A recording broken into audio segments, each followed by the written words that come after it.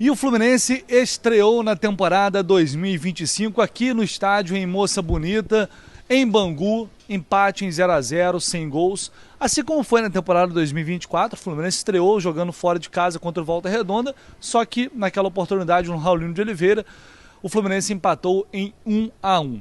Eu acho que, para efeito de análise, uma partida dessa ela serve muito pouco, principalmente análise coletiva.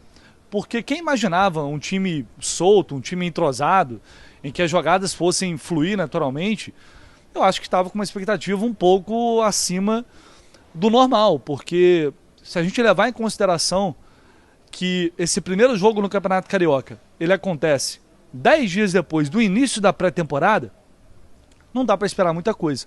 Essa que é a realidade, gente. E não é só o Fluminense. Olhando para a primeira rodada do Campeonato Carioca, nenhum time grande venceu.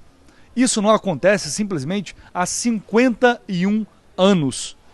Ou seja, há mais de 50 anos que a gente não tem uma primeira rodada de Campeonato Carioca sem pelo menos um clube grande vencendo.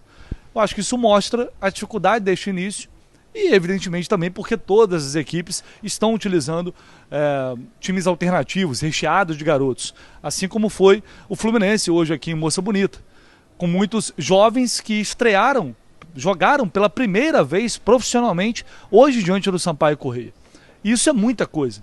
Às vezes a gente subestima esses detalhes, mas imagina, um sonho de um moleque desse, de 17 anos, como o Isaac, como o Riquelme, o Wallace Davi, Thiago Henrique, todos os moleques, o Davi Schundes na zaga, todos esses moleques fizeram hoje seu primeiro jogo no time profissional, e é o sonho deles. Então isso gera uma ansiedade, gera uma expectativa que acaba talvez frustrando um pouco em termos de nível de atuação. E é sobre isso que a gente vai falar aqui agora, nessa primeira análise pós-jogo em 2025. Confesso que estava com saudade porque 2024 foi muito exaustivo para todos nós, é verdade, muito, não foi pouco não. Mas a gente fica um mês sem futebol e a gente quer ver o Fluminense em campo novamente. E hoje foi o primeiro desafio deste ano que certamente muita coisa vai acontecer, temos muitos campeonatos importantes, é apenas um primeiro passo. Vou te pedir para você, se puder, deixar o seu like e se inscrever aqui no canal, é muito importante, conto sempre com a ajuda de vocês, é fundamental. Vamos lá, o que foi o jogo? Um primeiro tempo morno, né? O primeiro tempo, aliás, tecnicamente o jogo inteiro foi fraco, foi um jogo com poucas emoções, essa que é a verdade. Mas o primeiro tempo, principalmente depois de um início ali em que o Fluminense parecia que ia tomar conta, que ia para cima, principalmente devido à iniciativa do Riquelme. E aí eu já vou começar logo, vou começar pela parte boa.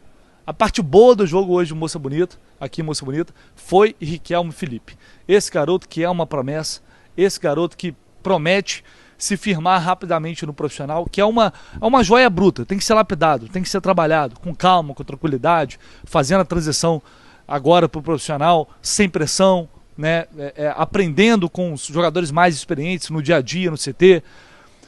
Jogadores assim, ainda mais vindo de Xerém, não tem jeito, né? O torcedor já começa a criar aquela ansiedade. É a mesma ansiedade que eles colocam em campo. No primeiro tempo, o Riquelme estava pegando toda a bola que ele pegava e ia para cima. Toda a bola que ele pegava arrastava. Toda a bola que ia para um contra um. E nem sempre é a melhor opção. E aí isso tem um lado positivo, outro lado negativo. O lado positivo é que está muito à vontade, não está sentindo a pressão, não está com medo, não está travado. Isso é muito bom. O lado negativo é que você tende a precipitar muitas jogadas. E como esse time não está entrosado, o Riquelme tentava dar um tapa em direção à linha de fundo, o marcador chegava e não tinha mais ninguém com ele. E, obviamente, quando os caras percebem que, se não dobrar a marcação em cima desse moleque aqui, a gente vai se ferrar. E aí a zaga automaticamente já começa a fazer uma marcação dupla. Então o primeiro tempo foi muito assim. Principalmente o Paulo Baier teve até uma oportunidade lá no lado esquerdo no início do jogo. No primeiro tempo ele conseguiu aparecer um pouco, depois foi sumindo. Já a gente fala sobre ele. E aí ficou muito nas costas do Riquelme, porque o Isaac não conseguiu entrar. Não é que o Isaac estava se escondendo, não. Mas até pelo setor dele ser um meio de campo onde tem mais marcação, ele estava com mais dificuldade. Então ficou muito em cima do Riquelme no jogo. E aí o primeiro tempo foi desenrolando, depois a parada técnica, o jogo foi perdendo ritmo, foi caindo ainda mais tecnicamente, fisicamente, ficou um jogo bem chato. E aí no segundo tempo o Fluminense voltou, parecia que o segundo tempo ia ficar igual ao primeiro, mas de repente começou a criar as oportunidades. E cara, simplesmente, todas as 3 melhores chances, todas as chances que o Fluminense criou, tiveram a participação do Riquelme. Né? Ele foi decisivo ali naquelas jogadas, no passe pro João Neto, na bola que ele acaba finalizando na trave, depois a jogada que vai, a bola que vai pro Isaac, cara a cara o goleiro defendeu, e no cruzamento que ele faz e a bola vai na cabeça do Paulo Baier, cabeceou em cima do goleiro, poderia ter feito o gol ali também. Isso tudo foi até a parada técnica. O Fluminense poderia ter vencido e o Riquelme infernizou a zaga do Sampaio Corrêa nesses 20 primeiros minutos do segundo tempo. Então ali o Fluminense merecia mais. Eu tô aqui, vou colocar na tela também, mas olhando aqui os números do Flash Score. A estatística geral do jogo, 58% de bola, de posse de bola para o Fluminense contra 42% do Sampaio Corrêa. Se a gente olhar aqui, chutes no gol, 4-2 para o Fluminense. Chutes para fora, 8-6 para o Fluminense. O que mais aqui? Tentativas de gol, 14-10. São números. Números nem sempre traduzem o que é uma partida, mas muitas vezes ajudam a explicar. Se a gente for para a estatística do segundo tempo, a gente vai ver um Fluminense com 63% de posse de bola. Chutando 3 vezes contra 2 do Sampaio Corrêa. Chutes para fora, 5 contra 3. Então, em termos de oportunidades, de chances, os números mostram que o Fluminense, apesar de longe de ter tido uma boa atuação, uma grande exibição, mas o Fluminense fez o suficiente para sair daqui com uma vitória que acabou não acontecendo. Por sinal, eu vou deixar aqui na descrição do vídeo, no comentário fixado, o link para Flash Score, pessoal. Quem puder baixar no seu celular, se você não tem ainda o Flash Score, baixe no seu celular, porque é um aplicativo muito completo. Tem tudo, todos os jogos, campeonatos do mundo inteiro, e nas partidas, nos jogos do Fluminense, você pode acompanhar ali em tempo real, estatística, tirar uma dúvida em relação a um jogador específico, tem tudo lá no Flash Score. E claro, se você baixar no seu celular, automaticamente você valoriza a nossa parceria e isso ajuda demais a gente aqui no canal do Lé. Se você não tiver a Flash Score ainda no seu celular e puder me dar essa força, essa moral de baixar, só clicar no link que está aqui. Beleza, vamos sair dos números agora. E vamos sair do Riquelme. Aliás, vamos sair não, porque eu separei aqui uns lancezinhos. O Felipe Barros também colocou no Twitter, ele que faz um trabalho de scout bem bacana, colocou uns lances do Riquelme e tem um chapeuzinho também. O Riquelme deu-lhe um lançal no Rafael Pernão, que o maluco ficou sem pai nem mãe, ele ficou sem reação. Depois eu vi o replay, o Cauã falou do meu lado, ele falou, o cara parou de jogar, pô. Ele desistiu da vida ali. Ele simplesmente ele ficou com tanta vergonha que ele não esperava, ninguém esperava, que ele parou. E tanto que na hora eu achei que o jogo estava parado. Falei, cara, o cara não esboçou nenhuma reação, tentando nem dar um tapa, mas não teve nem o que fazer. Vamos ver aí o que o Riquelme aprontou.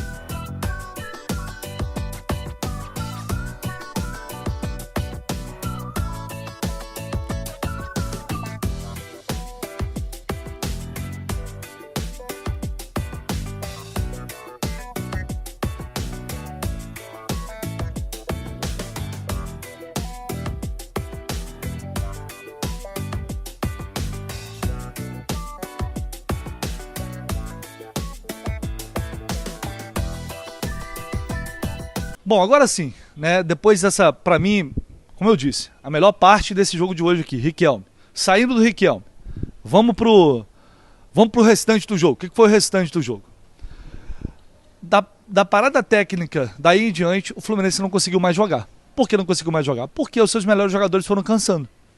Né? Eu vou destacar aqui o Wallace Davi, que num todo é um jogador muito interessante, tem muito potencial, cometeu alguns erros, super natural, mas é um jovem que, se bem trabalhado também, eu acho que vai dar caldo. Acho que esse moleque vai dar jogador. Mas sentiu muito fisicamente. O Thiago Henrique, que no primeiro tempo ficou um pouco travado, no segundo tempo soltou um pouco mais, teve uma chance na área, que é uma jogada que ele começou e foi lá finalizar. Esse garoto não estava nem cotado para começar. Então, para mim, um salto positivo, bacana. Acho que também é um atleta interessante para a gente ficar de olho. Mas aí o Riquelme jogando muito cansou, o Isaac cansou, o Paulo Baier estava morto no segundo tempo. O primeiro reforço do Fluminense a estrear em 2025, Paulo Baier. Acho que é uma atuação... Eu não vou, sabe, pegar no pé, crucificar o cara por causa de um jogo e com 10 dias de pré-temporada. Foi mais ou menos na média do restante do time, tirando o Riquelme. Foi mais ou menos na média. Talvez por ele ser, né, já profissional, experiente, poderia ter sobressaído um pouco mais. Até poderia, mas também não foi. Acho que não foi uma boa atuação, mas também não foi uma coisa horrorosa. Acho que, enfim, vamos esperar um pouquinho mais para a gente ter uma avaliação mais concreta em relação a esse jogador, até para evitar cometer injustiças. Então, eles cansaram e aí o Fluminense automaticamente perdeu força ofensiva. E a gente esperava do Marcão, no banco de reservas, vendo o que estava acontecendo, que ele tomasse uma atitude. Só que o Marcão só vai fazer a primeira mudança aos 36 do segundo tempo. Quando ele tira o Isaac, coloca o Luan Brito, e aí desloca o João Neto para o lugar do Riquelme, puxa o Riquelme para dentro. Só que o Riquelme já estava morto. E aí todas as outras alterações vão acontecendo já aos 41, 42 do segundo tempo. Aí não tinha mais o que fazer. O próprio Marcão entendeu que não tinha mais como ganhar o jogo. Chegou a botar uma linha de 5 ali no final. Tudo bem que não tinha muitas opções. Hoje o Lelê, que era cotado para jogar, não veio para o jogo. Então você não tem muitas, os garotos são muito jovens, e talvez ele tenha um receio de colocar e aí perder ainda mais, enfim, e acabar levando o gol. Mas chega uma hora que a questão técnica, ela acaba ficando em segundo plano, porque fisicamente o time estava pedindo socorro. Fisicamente o time estava precisando de ajuda. E aí o Marcão demorou muito a reagir, e o Sampaio Corrêa, que parecia morto no jogo, como teve mais perna que o Alfredo Sampaio, quando o Fluminense fez uma alteração, ele tinha feito 4. O Sampaio foi e conseguiu chegar ali 3 vezes na área. Poderia ter feito o gol também, verdade seja dita. Também teve 2 chances com o Max ali, poderia ter saído o gol. Não acho que merecia não, mas poderia ter saído. Então acho que o Marcão, para mim, hoje teve uma atuação negativa aí, porque ele poderia ter tentado reagir um pouco mais. O esquerdinho que entrou poderia ter entrado antes para dar mais volume nesse lado esquerdo, porque o Paulo Baier estava muito cansado. O Fluminense não fazia mais nada aqui pelo lado esquerdo. Então acho que ele demorou um pouquinho a mexer, isso atrapalhou e impediu talvez que o Fluminense tivesse algum ímpeto no final. Isso garante que o Fluminense iria ganhar o jogo? Não. Mas talvez tivesse tido uma chance maior se o Marcão tivesse mexido um pouquinho antes. O time realmente estava muito cansado, os moleques estavam muito cansados. Bom, no geral, gente, não dá para cobrar muita coisa com um jogo 10 dias depois de uma pré-temporada, do início de uma pré-temporada. É muito pouco tempo, para todo mundo, tanto que todo mundo está tendo dificuldade. E esses garotos, quando a gente pede um moleque de cheirinho no time, todo mundo pede, todo mundo quer.